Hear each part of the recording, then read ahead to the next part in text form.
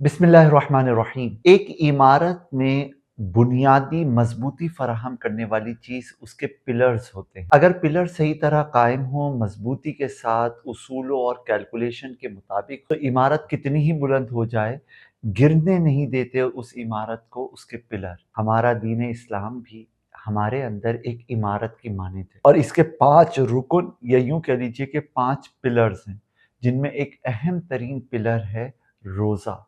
रोज़ा अल्लाह की एक इबादत है।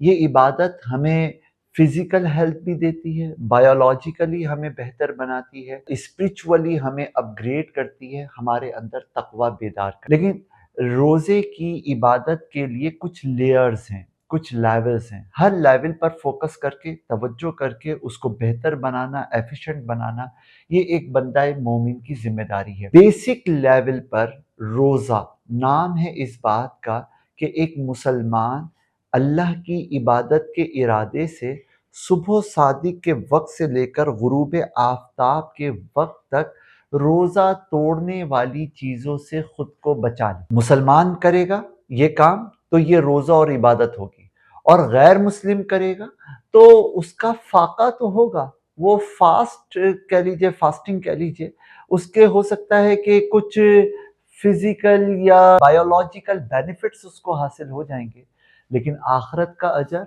अल्लाह का कुर्ब, सवाब नहीं हासिल होगा। क्यों? क्योंकि वो मुस्लिम नहीं है, वो तो खुदा को मानता ही नहीं। जब खुदा को मानता ही नहीं, आखिरत को मानता ही नहीं, तो आखिरत के अजर व सवाब से उसका लेना देना क्या। दूसरी, इबादत की नीयत, वर्शिप। इबादत का बेसिकली मतलब ये होता है कि किसी को खुदा, किसी को खालिक, मालिक और बड़ा जानते हुए, उसके सामने अपने आप को बिल्कुल हकीर और कमजोर समझते हुए, उस बड़े के हुक्म के मुताबिक अपनी आजिज़ी का, इंतहाई अपने हकीर होने का अमली इजहार करना, ये है इबादत। लिहाजा जब आप इबादत में होना तो चंद चीजें मेंटली तौर पर, जहनी तौर पर आप पर तारी होनी चाहिए, और फिर कुछ फिजिकली और अमली तौर पर तारी होनी चाहिए। जो चीजें मेंटली तौर पर जहन में हो, दिल में हो, वो ये कि एक हस्ती है जो सबसे बड़ी है। और आप सोचिए, नमाज में यही तो होता है, अल्लाहु अकबर, अल्लाहु अकबर, रुकू सुजूद में अल्लाह सबसे बड़ा है।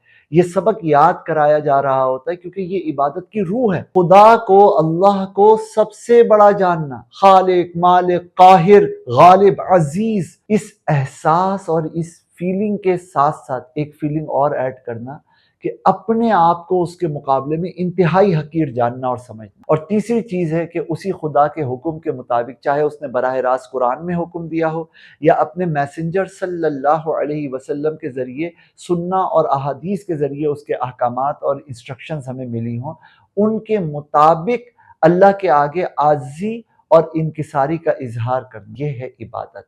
रोजे में भी तो यही होता है ना कि आप और मैं खाने का इख्तियार रखते हैं, घर के फ्रिज में बहुत कुछ अवेलेबल होता है, लेकिन सुबह से लेकर शाम तक भूख को, प्यास को, नफसानी ख्वाहिशात की तरफ अट्रैक्शन को बर्दाश्त करते हैं, और ना खाते हैं, ना पीते हैं, और ना ही कोई फिजिकल रिलेशन हलाल बुनियादों पर भी कायम नहीं करते। क्यों? क्योंकि खुदा का हुक्म आ गया और मैं खुदा का पाबंद हूँ।